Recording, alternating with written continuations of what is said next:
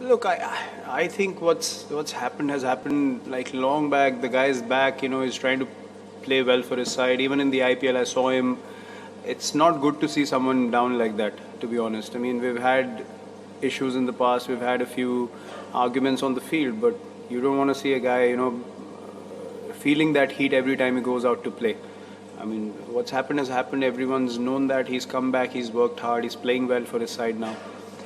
So I just because there's so many Indian fans here, I just didn't want them to set a bad example, to be honest, because um, he didn't do anything to be booed, in my opinion. He's just playing cricket. I mean, he was just standing there, and I felt bad because if I was in a position where something had happened with me and I had apologized, I accepted it, and I came back, and still I would get booed, I wouldn't like it either. So I just felt for him, and I told him I'm sorry for on behalf of the crowd because I've seen that happen in a few earlier games as well, and in my opinion, that's not acceptable. We sort of felt like they were a bit hesitant in going for the boundary option.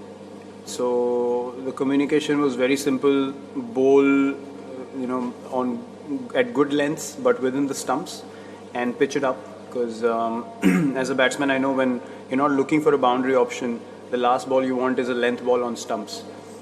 Because you have to play a good shot to get a boundary. And I just felt like at that stage they didn't want to lose wickets. Was the mentality that we felt like they wanted to keep wickets so that it can strike big in the end. But I think that was too big a total to play like that initially. So we sensed that, the bowlers sensed that, and then we just thought the higher we take the run rate, we will get a few chances to take wickets, and then the game will go beyond them slowly. So I think that the communication was important from bowlers as well. So it was both ways. It wasn't just me speaking to them. We both had a discussion and then we executed a plan. Shikhar's fitness, I'm not too sure at the moment. Just come out of the field, and Patrick's in control of the situation. He will give us an update by tomorrow, and then I'm sure it will be conveyed through Merlin to the whole media setup. Yeah, look, I mean, I mentioned before the game, if we put enough runs on the board, we back our bowling lineup to defend anything. And there's a good reason why I said that, because you have two wrist spinners in the middle overs who are always looking to pick wickets, and then you have Bhuvi, Bumrah, Hardik's bowling really well, Kedar can chip in with a few overs. On an overcast day, Shami could play as well. So you're looking at strike bowlers through and through. So in one-day cricket, when you have strike bowlers, you will have dot balls because the batsman will give respect to a guy who can get you out. So I think we have a really good bowling lineup, and they understand their strengths. More importantly, you just give them the ball in a situation, and they know exactly what to do. So I literally don't have anything to plan with these guys because they do their skills so well, and they're at the top of their game right now for sure. And I hope they can be in that mindset so that we can go along with the tournament.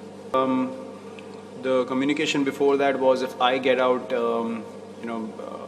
MS will come in to control that one end, and if the other guy gets out, if Shikhar got out, then I would have Hardik would have stepped in. So exactly what happened, and the communication came from the management. They said let's send Hardik and try and capitalize this phase, because last time we played here against Sri Lanka we got 330 and we lost the game. And then the fact that Hardik said to me in the middle, the fact that I'm there at one end gave him more freedom to just strike from ball one, and he literally just wanted to strike at 200. And that was his plan, and then MS came in and he did the same job beautifully. So yeah, I think that's where management and that communication is very important also. They understood that this is a phase where we could get those extra runs, and they just sent Hardik, and I think that was a really, really good plan. I mean, this is not something which you expect at the international level. I think with the technology is great. I mean, the lights come on, and it's very precise when you actually make something happen with the stumps. But you literally have to smash the stumps really hard. And I'm saying that as a batsman. I mean, if I see something happening like that, I'd be very surprised also. And these are fast bowlers. I mean, these are not your medium pace bowlers. So I don't know. And MS said we checked the stump hole as well. The stump was not knocked in very hard. It was actually loose. So I don't know what's actually wrong with the stump. The outer coating of the stump, I have no idea what's going on due to the lights coming on. If the stump is too thick or too rigid, or I have no idea. But I'm sure no team would like seeing stuff like that. You know, when you actually bowl a good ball and then you don't get the guy out, the ball hits the stump and the lights don't come on, or the lights come on and the bail comes back onto the stump. I mean, I haven't seen that happen so many times in the past.